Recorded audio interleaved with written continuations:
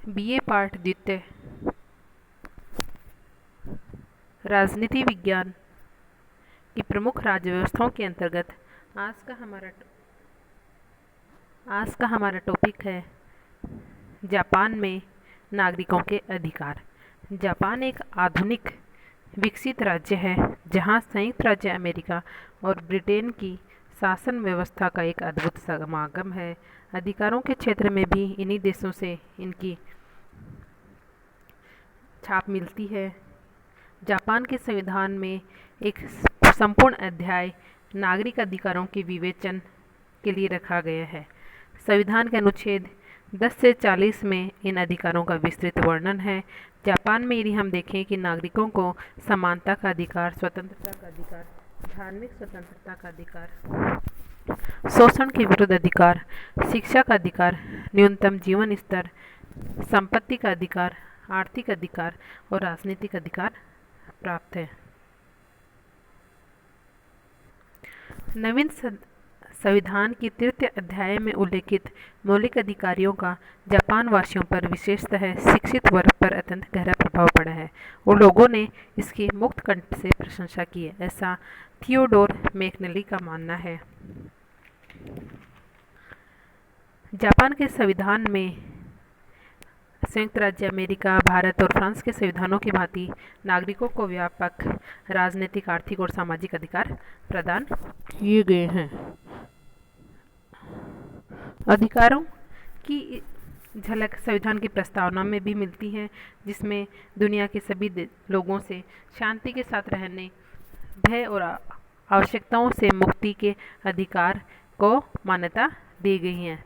समानता का अधिकार संविधान के अनुच्छेद 14 द्वारा कानून के समक्ष समानता स्थापित की गई है। रंग, जाति, लिंग, पारिवारिक विशेषता अथवा सामाजिक स्तर के आधार पर राजनीतिक, आर्थिक तथा सार्वजनिक जीवन में कोई भेदभाव नहीं किया जाएगा। पियर पद्धति वहाँ समाप्त हो चुकी है। अनुच्छेद 24 के अनुसार वैवाहिक स्वतंत्रता तथा पति पत्नी के समान अधिकार पर भी जोर देते हुए कहा गया है कि विचार दोनों लिंगों की सहमति पर आधारित होंगे तथा उनको पारस्परिक सहयोग एवं पति पत्नी के समान अधिकारों के मूल अधिकार पर स्थित आधार पर ही स्थित रखा जाएगा। फिर है समानता का अधिकार। जापान के संविधान में स्वतंत्रता के अधिकार का भी विस्तृत रूप से उल्लेख किया गया है। अनुच्छेद 19 में कहा गया है कि लोगों के विचारों तथा अंतःकरण की स्वतंत्रता का उल्लंघन नहीं किया जाएगा। अनुच्छेद 21 के अनुसार नागरिकों को समुदाय बनाने, भाषण देने, प्रेस को सरकार की आलोचना करने का अधिकार दिया गया है।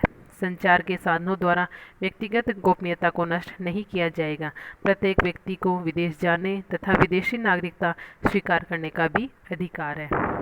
प्रत्येक व्यक्ति को अपने व्यवसाय के चयन तथा देश के किसी भी भाग में बसने और निवास करने का अधिकार है। फिर धार्मिक स्वतंत्रता का अधिकार। अनुच्छेद 20 के द्वारा धार्मिक स्वतंत्रता का अधिकार प्रदान किया गया है। संविधान ने लोगों को अंतःकरण की स्वतंत्रता भी दी है। राज्य के द्वारा किसी भी धार्मिक संगठनों को विशेष संरक्षण प्रदान नहीं किया जा सकता। किसी भी व्यक्ति को किसी धार्मिक कार्य, समारोह अथवा रीति में भाग लेने के लिए बाध्य नहीं किया जाएगा।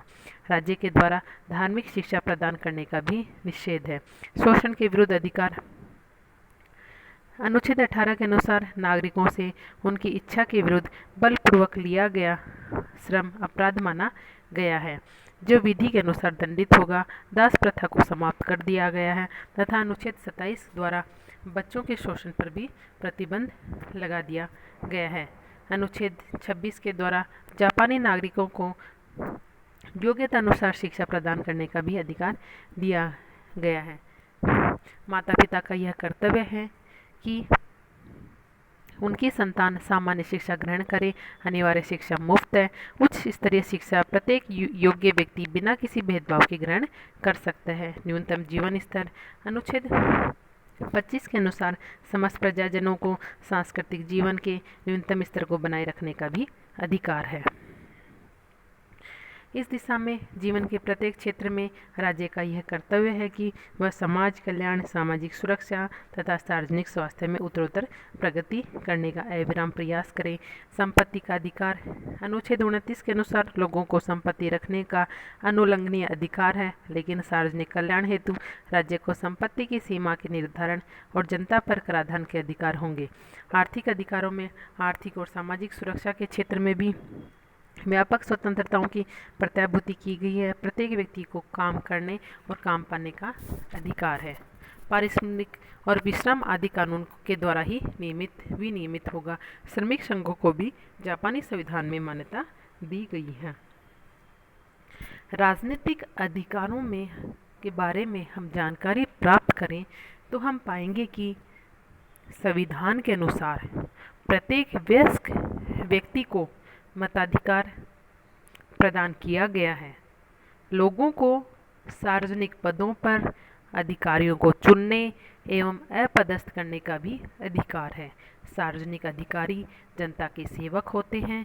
प्रत्येक व्यक्ति को अपनी हानि की पूर्ति करवाने, सार्वजनिक अधिकारियों को हटवाने, कानूनों को बनवाने, अध्यादेशों या नियमों में कोई परिवर्तन करवाने हेतु याचिका भेजने का अधिकार है। अन्य विविध अधिकारों में हम देखें तो न्यायालय की शरण लेने के अधिकार से किसी भी व्यक्ति को वंचित नहीं किया जाएगा। किसी राजकीय अधिकारी द्वारा सताया जाना तथा निर्दयतापूर्ण दंड देना संविधान द्वारा वर्जित है। निरपराध बंदी बनाए जाने पर तथा न्यायालय द्वारा अपराध मुक्त सिद्ध होने पर व्यक्ति राज्य के विरुद्ध न्यायालय में अभियोग प्रस्तुत कर सकता है। साथ ही हम नागरिकों के कर्तव्यों में हम देखें तो जापान के संविधान में काम करना, कर देना, लड़के लड़कियों को शिक्षा दिलवाना नागरिकों के प्रमुख कर्तव्य बताए गए हैं। आज के लिए इतना ही। Thank you so much.